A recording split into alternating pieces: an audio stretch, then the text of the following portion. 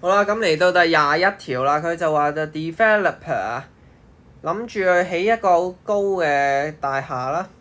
咁呢個大廈就會 block 咗啲海景喎，喺等隔離嗰啲人咧住喺嗰度嗰啲人咧就睇唔到個海景啦。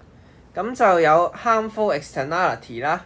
如果個 developer 去唔俾 compensation 嘅話，點解咧？有 harmful externality，即係咩 negative externality 啦，即係唔 efficiency 啊！而家點解啊？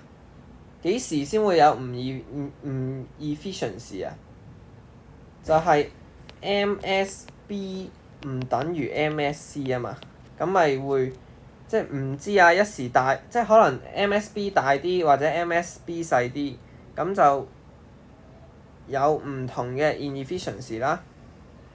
而家係 harmful externality 嚟噶嘛，因為 block 咗啲海景係唔好噶嘛。咁即係而家係 overproduction 啊。咁你個圖你就唔使考，不過就俾你易啲去諗嘅。而家咧 overproduction 即係咩咧？即係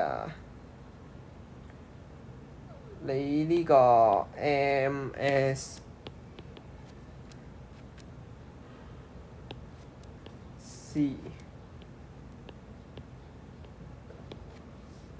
OK，即係人係會根據自己個成本同自己個 benefit 去考慮做幾多噶嘛。咁而家你個 MPC 就喺呢一度，咁你又會做咁多啦。但係 efficiency 喺呢一度啊嘛，喺呢一點啊嘛，呢一點就叫 good 啦，呢點就叫 bad 啦。OK，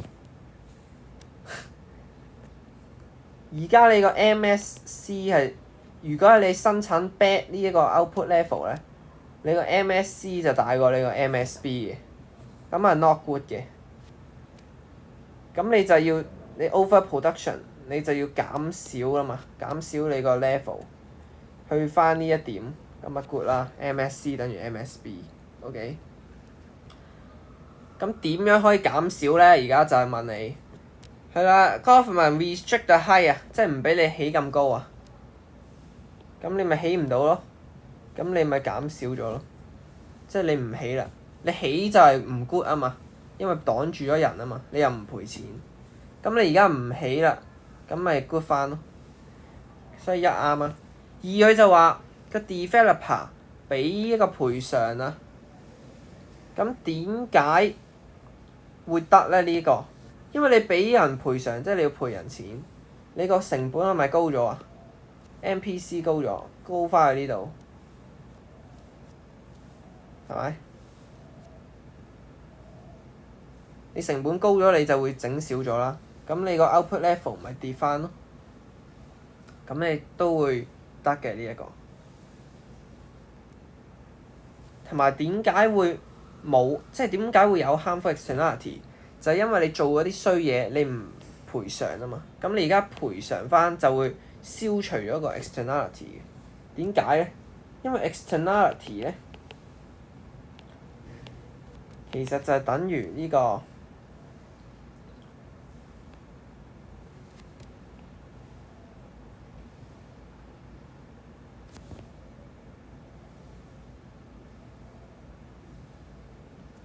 MSC 就等於呢個 MPC 嚇，MSC 就等於呢個 MPC 加 negative externality。咁而家你賠償即係冇咗 negative externality 啦，等於零啦。咁 MPC 咪等於 MSC 咯。所以咧，你就會跌翻去 good 嗰個 output level 度啦。而家三佢就話受影響嗰啲 household 俾翻個發展商錢啊，去求啊佢唔好起咁高啊。咁都會 increase 個 developer 嘅 cost 㗎喎。點解咧？因為你而家可以揀起咁高咧，你就冇得收錢啦，冇 money 啊，又或者唔起咁高，咁你就收錢啦。咁如果你選擇起，即係選擇 bad 呢一個 output level 咧，你咪放棄咗收錢咯，係咪？所以原本如果人哋唔俾錢你，你冇放棄任何嘢嘅。但係而家人哋俾錢你，叫你唔好起，你偏要起，你咪放棄咗，你個 opportunity cost 咪大咗咯。因為你放棄咗人哋俾你嘅錢啊嘛。因為你起，人哋就唔俾錢你噶嘛。